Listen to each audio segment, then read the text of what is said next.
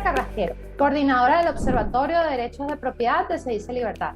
Gracias por acompañarnos nuevamente. En esta oportunidad contaremos con Edison Arciniega. Él es sociólogo, gerente de entorno de la Federación Nacional de Ganaderos. ¿Qué es FEDENAGA? FEDENAGA es el principal gremio ganadero de Venezuela. Cuenta con más de 30.000 afiliados, cuya actividad representa el 70% del rebaño nacional y cerca del 80% de la producción de carne y leche del país. Durante las 2 últimas décadas hemos oído hasta el cansancio hablar de seguridad alimentaria y de soberanía alimentaria, pero ¿se compadecen estas premisas con las condiciones en las que hoy están operando los productores del campo venezolano? No, difícilmente se compadece esa premisa con las condiciones de operación del campo venezolano. En el campo venezolano en este momento se vive un entorno tóxico para la producción. En primera instancia hay carencias extremas de insumos básicos, como puede ser el diésel o la gasolina, el combustible. Se estima que para producir una caloría de alimento, una caloría alimentaria, se necesita invertir 10 calorías de energía. Y en el caso venezolano, 8 de esas calorías corresponden al diésel, una corresponde a la gasolina y una corresponde a la energía eléctrica. Pues nosotros en este momento de los 30.000 barriles que puede requerir el sector primario de diésel, pues podría haber disponible unos 8.000. Hay una carencia extrema de diésel. A su vez también hay una carencia extrema de fertilizantes y de agroinsumos. Este es un país que desde el año 2018 tiene una carencia de cerca de un 40% del requerimiento de fertilizantes, de fungicidas, donde la carencia de semillas puede ser del torno al 50%, y es un país que viene encadenando 8 años de regresión de la superficie aprovechada. En los últimos 8 años, la superficie de pasturas en Venezuela, que las pasturas, un cultivo con el que se alimentan los rebaños, pueden haberse reducido en 40%, y en el caso de la producción de los forrajes y de los cereales también puede estar en torno al 60%. Y otros sectores pues de la agricultura también están en plena merma. En el caso de la ganadería, pues esta crisis se ha traducido en una reducción del rebaño nacional de cerca de 20 millones de animales que había hace 20 años a cerca de los 11 que tenemos en este momento. Entonces la ganadería y la agricultura en general, el sector primario del alimento en Venezuela, vive una de sus peores circunstancias, y dentro de las circunstancias, además de estas de carencias, pues nos enfrentamos también a carencias de servicios públicos. En el campo en este momento no hay un buen servicio de energía eléctrica, tampoco tenemos buenas vías de penetración, también sufrimos la matraca de los funcionarios públicos, también sufrimos la incidencia de un alto nivel de delincuencia, y a su vez dentro de los fenómenos delictivos padecemos la acción de las mafias especializadas en delitos contra la propiedad rural, las llamadas mafias educampesinas, que son especializadas en la invasión de tierras y en el saqueo de las unidades de producción. ¿Qué es una invasión? O sea, para una persona que esté en la ciudad, para una persona que nos está yendo fuera del país, ¿podríamos explicar de qué se tratan las invasiones específicamente en el campo? Sí, mira, las invasiones son un proceso violento mediante el cual grupos organizados de personas pues ocupan unidades de producción con la intención de apropiarse de esas unidades de producción. En el caso venezolano venimos registrando la presencia de células organizadas de invasión con invasores profesionales de tierras que a su vez son transhumantes. Nosotros tenemos identificados al menos a 26 de estos personajes que han estado presentes, a todos ellos en al menos 6 entidades federales, se movilizan con libertad y desarrollan lo que nosotros a través de algunas investigaciones hemos identificado como el ciclo de la invasión, que es una metodología mediante la cual estos grupos organizados logran conseguir sus fines que no son exactamente redistribución de la tierra, ni incrementar la producción, ni asignar tierra a las poblaciones campesinas, sino que van más por el otro lado de obtener lucro ilegal de la ocupación de unidades de producción, bien por la vía del saqueo y comercialización ilegal de los bienes de capital de las unidades de producción, o bien por la comercialización ilegal de tierras luego de ser asignadas por el INE. Este ciclo de invasión, estamos claros y es una información que vamos a divulgar e invitamos a quienes nos ven en este video a que lo vean en nuestras redes sociales y en las redes sociales de FEDENAGA. ¿Cómo está compuesto? ¿Cuál es el punto de partida de este ciclo de legislación? Mira, el primer elemento de este ciclo de invasión es que estas células profesionales hacen un buen trabajo de entorno. Y es importante decirlo porque son células profesionales que ya entienden cómo deben de proceder, que ya tienen una metodología de operación. Lo primero que hacen es identificar una unidad de producción donde el productor no tenga relaciones con personalidades del poder. No hay relación de invasiones con alguien que esté relacionado con algún funcionario público relevante, que tenga relación con algún gobernante. Lo primero que identifican. Lo segundo es que sea una unidad de producción próxima a una vía principal y que esté a menos de 20 kilómetros de un centro poblado de más de 5.000 habitantes. No hay una sola finca invadida a mayor distancia que esa, lo cual quiere decir que lo primero que identifican es la relación centro y cercanía con respecto a los otros poblados para poder tener la capacidad logística de movilizarse. Lo segundo es identificar las poblaciones dentro de ese mismo ejercicio logístico, a las poblaciones que están próximas a la unidad de producción y verificar que no existe una buena relación entre la unidad de producción, entre el propietario de la unidad de producción y las poblaciones campesinas próximas. Esto es importante. Se aprovechan de las potenciales malas relaciones de la unidad de producción con su entorno. A partir de eso, pues se desarrolla el siguiente esquema, que es el proceso de agitación. En ese proceso de agitación, estas células profesionales empiezan a contactar a las poblaciones rurales de los entornos y empiezan a promover que la ocupación de las unidades de producción, empiezan a ofrecer tierras, empiezan a decir que vas a poder tener 10, 15, 20, 50 hectáreas, empiezan a satanizar a los productores, empiezan una campaña de circulación de rumores y ahí avanzamos a una siguiente fase que es la campaña de extorsión al productor. Dentro de esa campaña de extorsión al productor, estas mismas células, mientras van agitando el entorno, mientras siguen estudiando qué tiene la unidad de producción, si tiene bienes de capital, a qué se dedica, si tiene rebaños, si siembra, qué siembra, cuáles son sus falencias. Mientras eso va sucediendo, mientras van agitando a las poblaciones, también extorsionan a los productores pidiéndoles cantidades de dinero para no invadirle o para desestimular que los invadan. Esto entonces genera un esquema en donde los invasores de tierra le sacan al productor el dinero con el que luego van a ejecutar su invasión. O sea, es un ciclo perverso. Por eso la primera recomendación a los productores es que si los están extorsionando con invadir, lo peor que pueden hacer es darle dinero a quienes vengan a pedirle alguna remuneración para impedir. Lo siguiente que llega es que estos invasores profesionales, conociendo los procedimientos de la ley de tierra y en connivencia con funcionarios de las oficinas regionales de tierra del INTI, proceden a hacer una denuncia de tierra ociosa. Es importante decir que las denuncias de tierra ociosa solo requiere que alguien llene una planilla y diga que la X finca, que X fundo ubicado en X lugar, pues está ocioso. Ahí no hay un cotejo inmediato. Luego de eso, pues entonces empieza el proceso de ocupación. Ese proceso de ocupación puede ser o bien la ocupación de una periferia de la unidad de producción, o bien la ocupación del campamento central de la unidad de producción.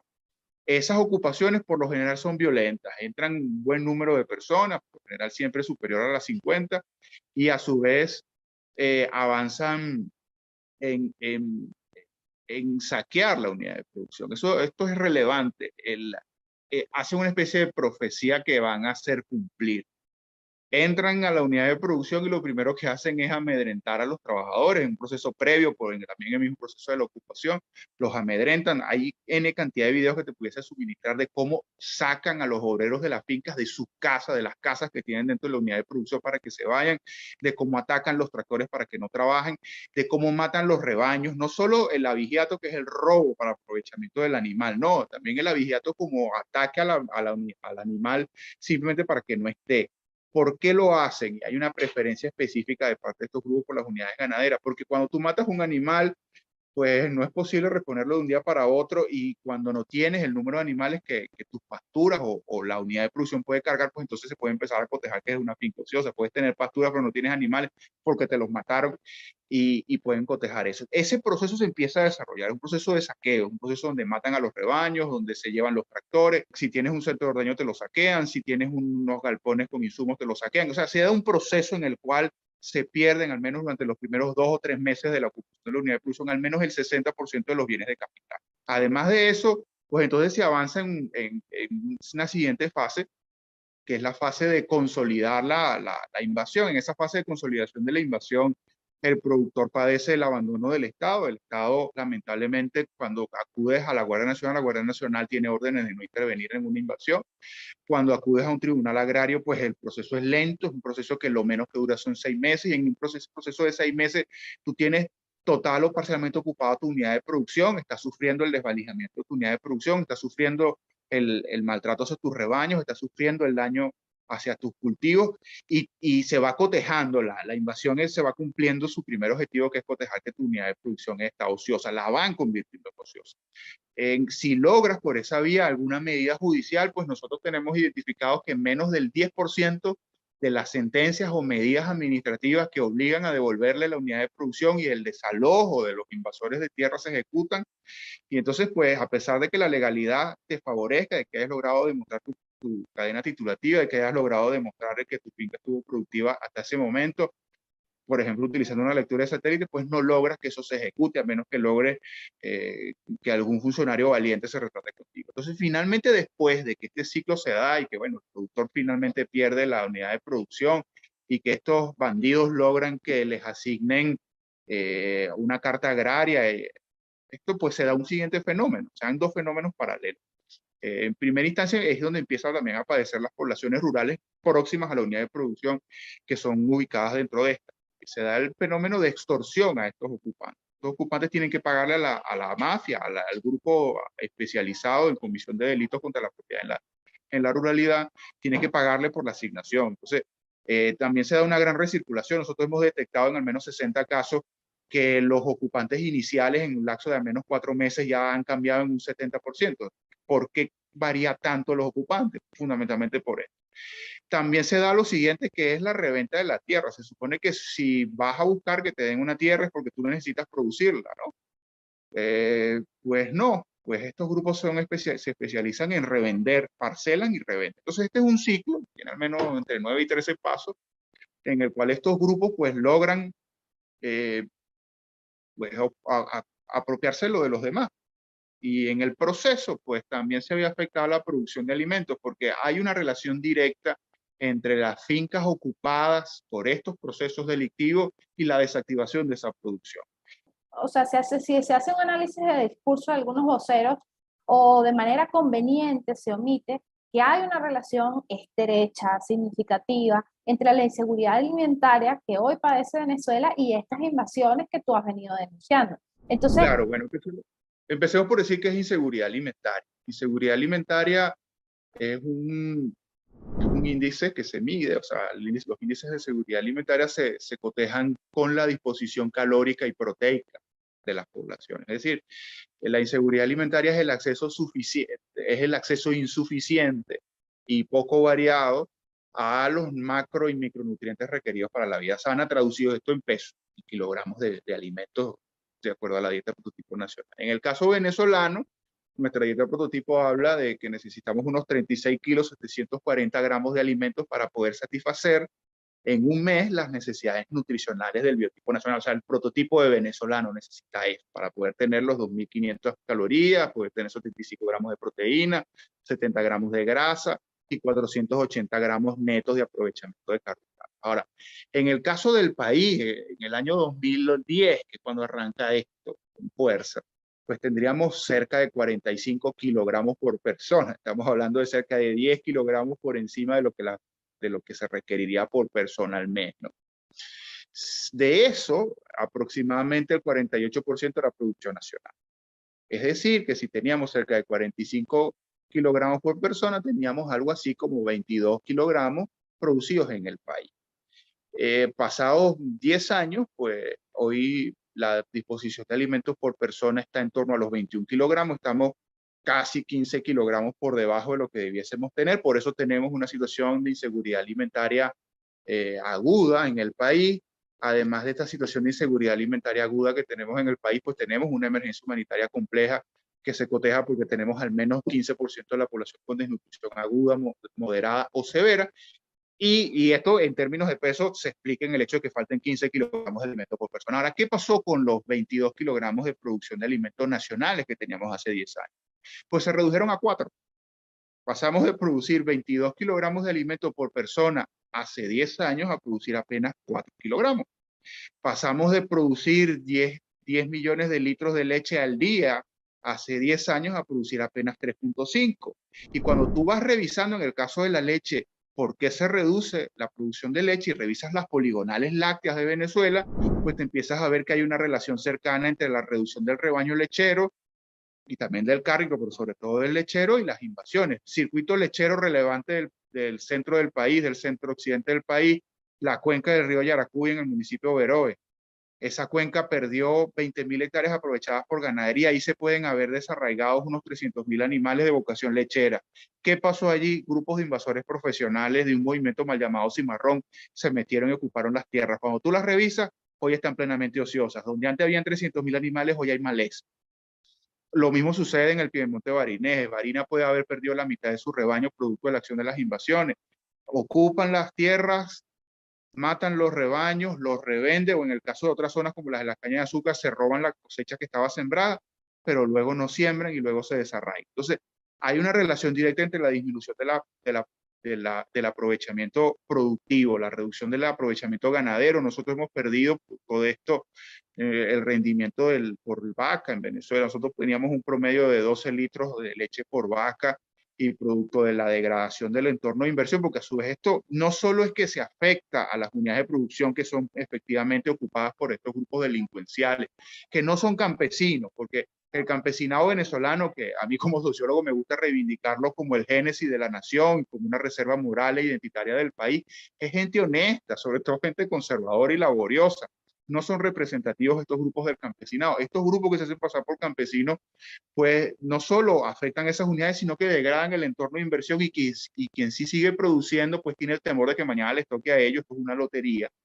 Entonces, pues tiene el temor de invertir, pues empezamos con un ciclo de desinversión. Entonces se conjugan dos cosas. Por un lado, la afectación concreta, que en el caso del país está en torno a 5 millones de hectáreas, 5 millones de hectáreas que hace 10 años estaban más o menos productivas, hoy están ociosas, al menos en un 90%. Tú puedes revisar, mira, el átomo que ellos ocuparon, estos grupos de invasores profesionales, que mayor éxito tiene es el hato del maizal, está ubicado en el estado de La.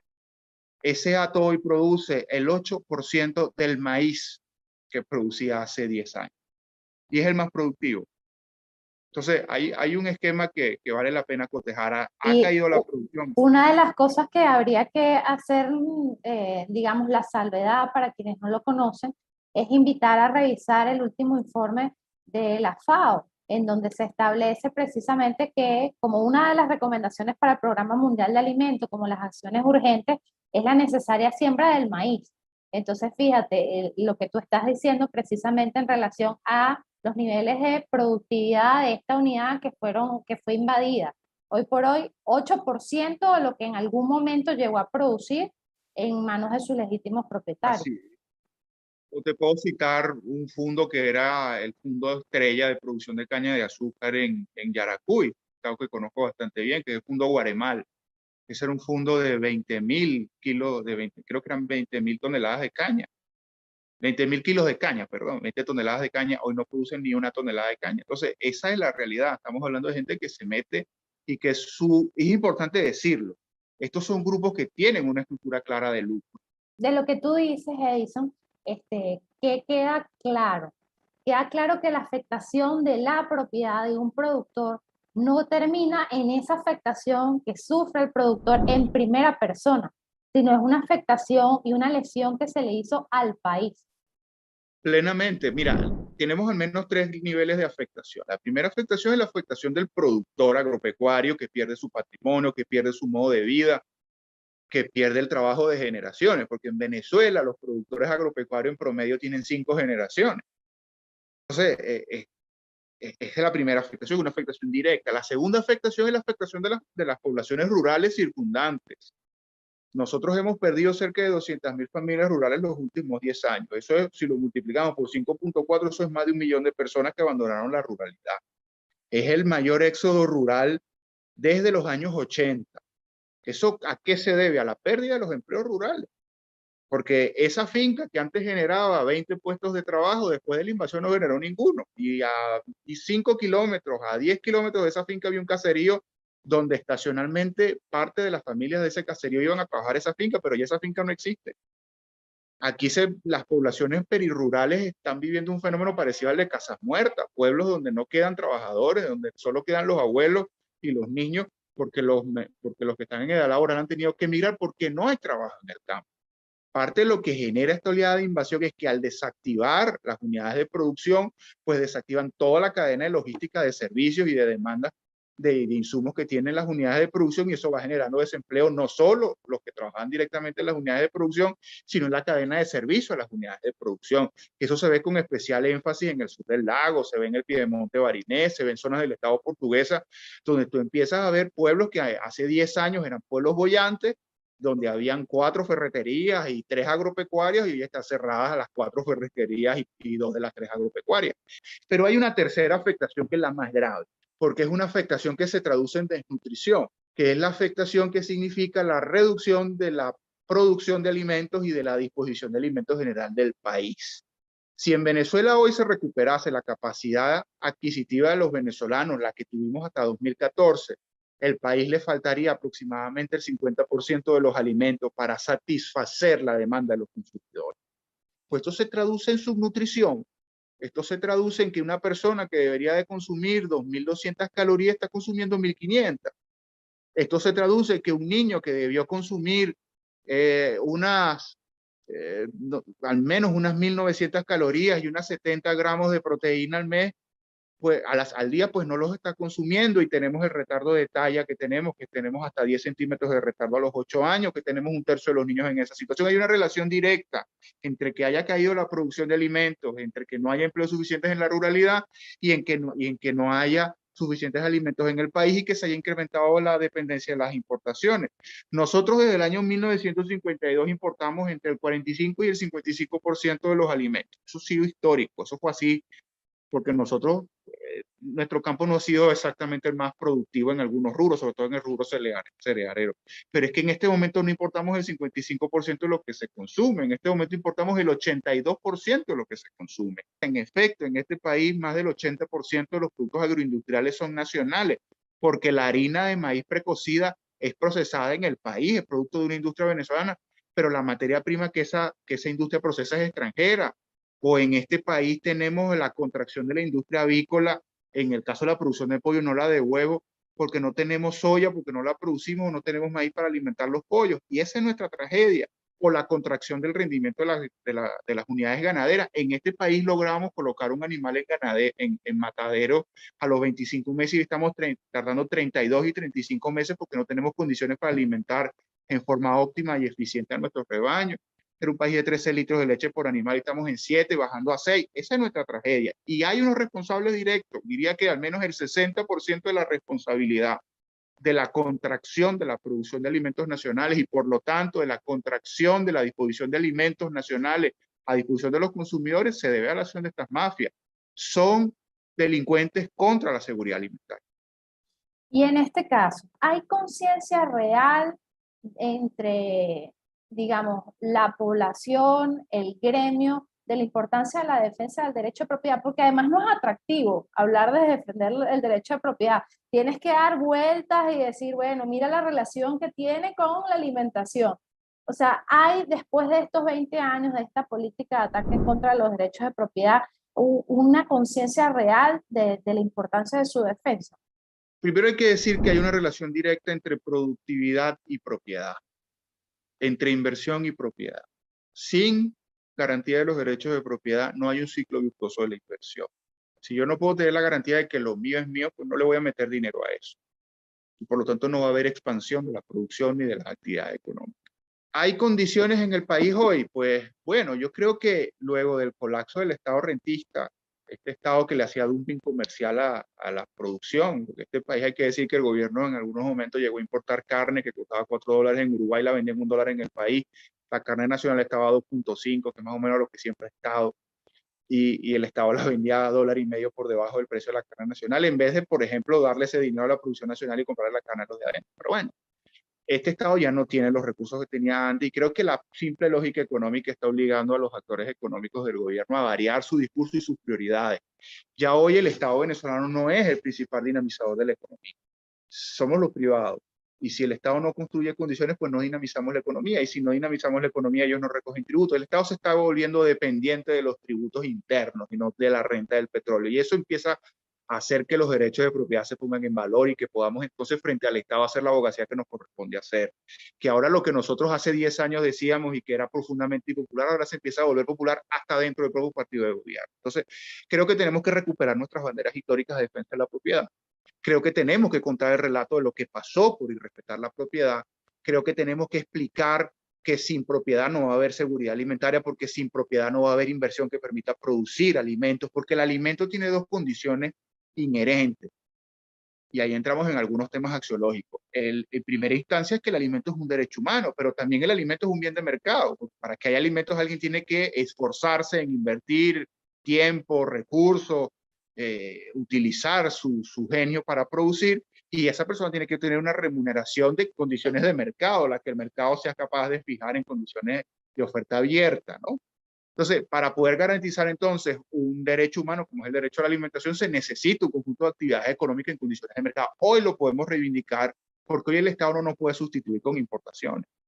Hoy el Estado necesita, hoy el país necesita de la producción nacional porque no tiene dinero para importar. Entonces, digamos que la vida se está demostrando que la vida es como la arepa, no puede llevar candela por un solo lado. Ahora la brasa está un poco del lado nuestro. Tenemos la oportunidad de reivindicar lo que hacemos. Eso es un punto. Por el otro lado, en efecto, la tierra tiene un rol social y cultural. Tú decías que yo soy sociólogo, en efecto, yo soy sociólogo y no puedo renunciar a abordar este tipo de temas. Sí, ¿cuál es el rol social y cultural de la tierra? Es producir alimentos abundantes y asequibles. Pero para que haya producción de alimentos abundantes y asequibles, entendiendo que los ciclos productivos en la ruralidad no son cortos, que en la ruralidad tú inviertes hoy y ves resultado en 5 años, tú necesitas garantía de los derechos de propiedad. No va a haber pleno aprovechamiento de la tierra, no se va a cumplir aquel indicador de la ley de tierra que dice que tiene que rendir al menos el 50% de su capacidad si no tengo garantía de la propiedad para yo poder invertir. Entonces, la garantía de que la tierra no esté ociosa pasa fundamentalmente porque podamos tener garantía del derecho a la propiedad. Entonces hay que explicarlo, quizás habrá que promover algunas reformas legislativas, hay que seguir teniendo la insistencia de decir la verdad, porque la verdad siempre en algún momento se vuelve popular. Creo yo que en este momento empieza a suceder. Yo estimo que es fundamental no solo la defensa de los intereses de los agremiados, sino esto que tú estás diciendo y este mensaje que tú estás dando, básicamente es un mensaje que deberían enarbolar los gremios. Creo que nuestro rol es, yo que soy un funcionario, no exactamente un dirigente gremial, nuestro rol es reivindicar la actividad productiva. Y hay que hacer un esfuerzo por levantar la autoestima de los productores rurales venezolanos, porque por muchos años nos dijeron oligarcas, nos dijeron terratenientes, nos ofendieron y nos hicieron pensar o quisieron creer la idea de que por el simple hecho de producir y de tener escala para producir en condiciones rentables y arrimar alimentos, pues nosotros éramos los malos de la película. Pues resulta que los malos de la película somos los que podemos contribuir a la estabilidad de la nación poniendo alimentos en el plato de comida del venezolano. Resulta que los malos de la película somos a quienes vienen los inversores extranjeros a tocarnos la puerta para que seamos los socios de ellos. El Estado está fracasando en su política de atracción de inversiones porque no tiene al lado los sectores privados. Entonces, el rol en este momento de los actores gremiales es poner en valor a su sector productivo. Es decir, la verdad. Es decir, cuánto podemos producir. Por ejemplo, desde Fedenaga podemos decir que si se cambian algunas pequeñas cosas, en 18 meses nosotros podríamos hacer que la producción de leche del país pase de cerca de 4 millones de litros de leche en invierno a cerca de 10 millones de litros de leche. En 18 meses, que es año y medio, lo podríamos hacer. Pero la primera cosa que necesitamos es que nos den seguridad jurídica para nosotros poder ir a la banca nacional o extranjera, poner las tierras que tenemos como garantía para traer dinero. ¿Cuáles son esas condiciones ya para finalizar? Necesitamos que se reafirme la seguridad jurídica y para eso una de las cosas elementales que hay que exigir hoy es la revisión de los 5 millones de hectáreas. Si hace 10 años nos las quitaron porque supuestamente las teníamos ociosas, vamos a revisar si los que se las dieron las tienen productivas. Y si no las tienen productivas, que nos las devuelvan. Nosotros estamos en condiciones de volverlas a poner a producir. Es una tragedia lo que pasa en Yaracuy, es una tragedia lo que pasa en el Guárico, es una tragedia lo que pasa en Portuguesa, es una tragedia lo que pasa en Cúqueda, es una tragedia lo que pasa en Barinas, es una tragedia lo que pasa en el sur del lago. Yo conozco un caso de un fondo que era un fondo élite de producción de leche, que es el fondo Buena Esperanza en el sur del lago. Eran 6.000 litros de leche al día hace 3 años. Esos son 900 kilos de queso por día. Imagínate, una sola unidad de producción produciendo el equivalente a 900 kilos de queso. Y no sale nada. Saquearon la unidad de producción y ahí está ese productor pidiendo que le devuelvan sus tierras, que además tiene toda la cadena titulativa para demostrar que se la pueden devolver. Eso es lo primero que necesitamos, reafirmar la propiedad, mandar un mensaje de confianza y el mensaje de confianza es devolver tierra. Eso es lo primero. Lo segundo es desarticular estas mafias. Mientras esas mafias existan, no estaremos seguros para producir. Lo tercero, pues necesitamos una política de apalancar la atracción de dinero fresco para invertir. Quizás la oportunidad que nos brinda la activación de la Bolsa Agrícola y Pecuaria, la Volpreaven, sea una oportunidad de a través de la Bolsa captar dinero.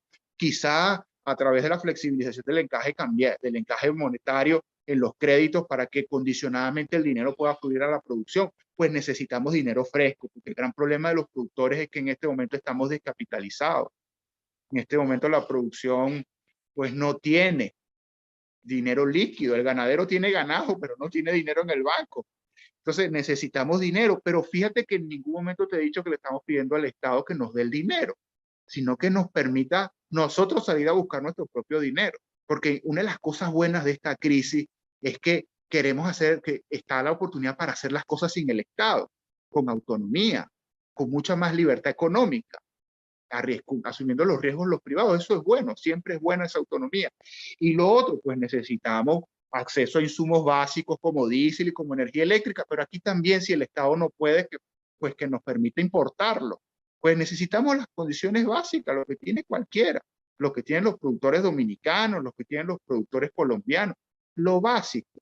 Muchas gracias, Edison. Invitamos a quienes vieron este video y consideran que aquí se dijeron cosas importantes que repliquen esta información. Hasta una nueva oportunidad.